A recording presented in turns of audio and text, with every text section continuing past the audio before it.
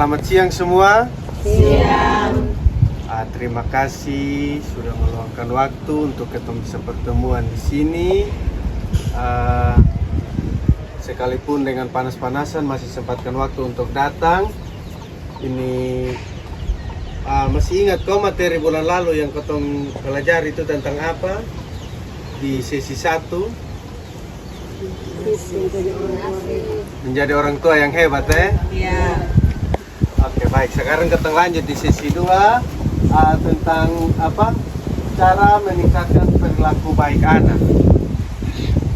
Jadi baik di sini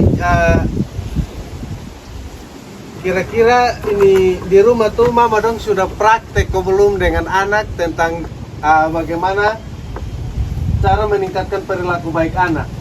Pernah ke Sonde, mama dong mencoba memuji anak ketika dia melakukan hal baik begitu?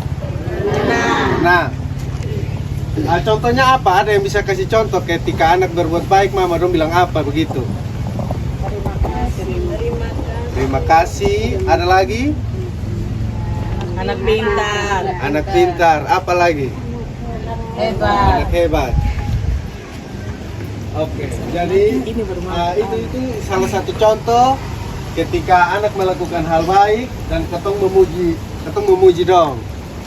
Baik, yang kemudian yang berikut itu pernah ke Sonde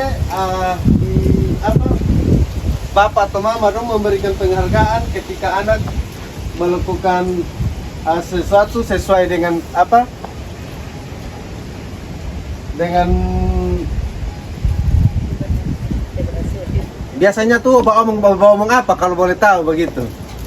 Masing-masing rumah tangga kan pasti dengan pembahasan. Biasanya hal-hal kecil yang mama dong mau bagi dengan beta itu terkait dengan ini ayah dan ibu ketika mengasuh anak itu kira-kira seperti apa? Pas pembahasan malam-malam begitu, mungkin pas sudah bekerja lagi, pas makan malam atau pas mungkin mau beristirahat, mau tidur begitu, bercerita tentang bagaimana cara ketong bersama-sama mengasuh ini anak ke depannya tuh kira-kira seperti apa? Ada yang bisa bagi kok? Tentang pendidikan. Pendidikan ya. Sekolah, mau ke sekolah di mana?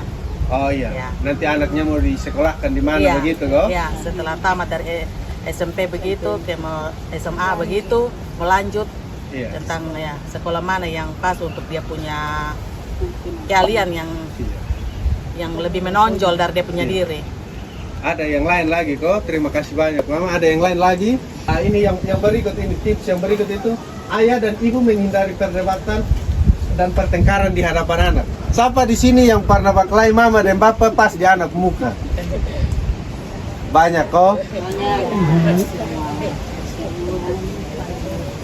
Ini nih terkesan hal yang sepele atau subiasa begitu. Pas ada apa emosi berapi-api begitu, sudah bisa tahan leh, sudah lampiaskan, sudah peduli ada siapa di kiri kanan begitu, sudah mau tahu. Jadi mungkin terlanjur atau apa, tapi alangkah lebih baiknya tuh mulai sekarang itu ketika ada perdebatan atau ada pertengkaran yang sudah bisa mama don tahan atau apa, jangan pernah bertengkar di hadapan anak. Baik, yang ini berikut itu cara mengurangi perilaku buruk anak yang usianya di bawah 2 tahun. Di sini ada ini beberapa orang tua yang depung anak masih di bawah 2 tahun atau rata-rata sebesar semua. Masih ada yang di bawah 2 tahun. Pertama, cara mengurangi perilaku buruk anak yang berusia di bawah 2 tahun itu membuat lingkungan aman bagi anak untuk supaya dia bermain. Hak-hak anak itu yang pertama itu dia bisa bermain.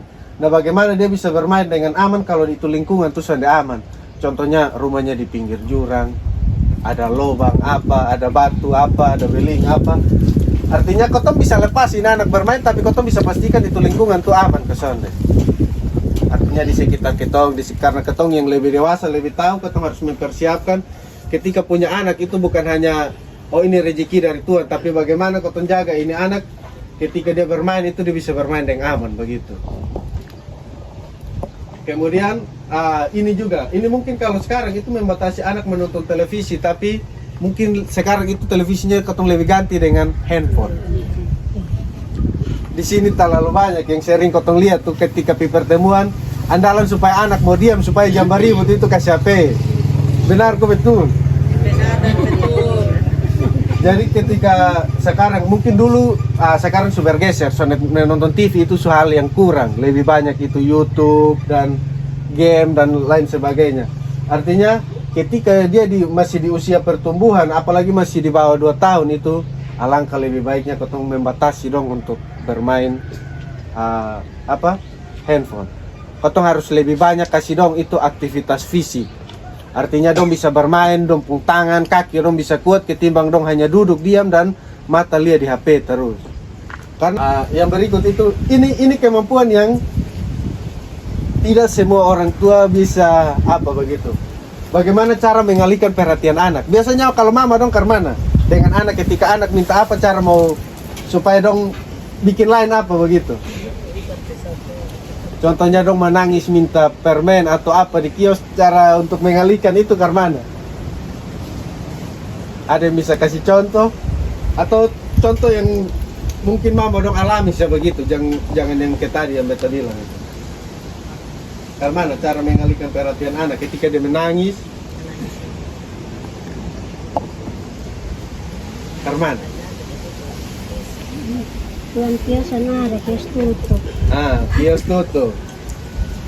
Di situ yang lain dong, ada lagi? Bisa kasih takut. Anu masih di bawah umur. Itu makanan.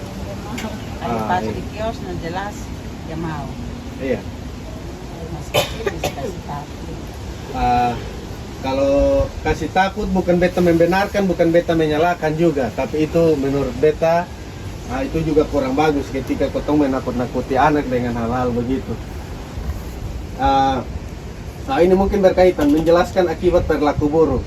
Jadi mungkin ketika dia pukul orang atau dia maki orang, ketong bisa kasih tahu ketika dia ini, dia pengakibatnya ini. Ada hubungan sebab akibat. Jadi ketika ketong menjelaskan itu terus menerus, dia akan pelan-pelan bisa tahu begitu. Dia bikin ini, efeknya ini. Dan bagaimana ketong sebagai orang tua, cara menjelaskannya pun itu penting. Bukan hanya masalah apa yang ketong omong tuh asal omong sah. Tapi bagaimana cara ketong omong. Contohnya omong dengan anak hal baik pun, tapi kalau dia mas parah, ini anak bukan akan lebih dengar, tapi dia akan lebih takut kalau dia diam. Dia diam ini bukan karena mama dong punya kata-kata yang ini mama dong sampaikan, tapi dia takut deh mama dong pun ada. Nggak boleh potong orang NTT. Dia baterai dan situ saling ke rumah di sebelah tidak dengar dulu. Mungkin itu sesi 2 dari saya. Beta berharap ini materi ini bisa bermanfaat untuk mama dong, sekalipun tidak terlalu banyak. Nanti ini bulan depan kita akan lanjutkan di dampak negatif kekerasan pada anak. Untuk itu mungkin dari ini materi itu, ini ada yang mau tanya atau ada yang mau menjelaskan sedikit tentang dia punya kehidupan rumah tangga begitu, bagaimana cara dia menghandle anak, entah dari ini beberapa contoh atau beberapa tips ini, ada yang mau cerita sedikit tentang dia punya kehidupan boleh, supaya habis ini katong tutup sudah. Karmana, satu cerita dulu, dia punya apa tuh dia punya anak Karmana, dia bikin apa begitu. Atau cuma ada anak semua ini. Kaget-kaget candos. Memang sudah ada, kita akan lanjutkan bulan depan. Jadi sampai di sini beta berharap mungkin ini tips-tips ini.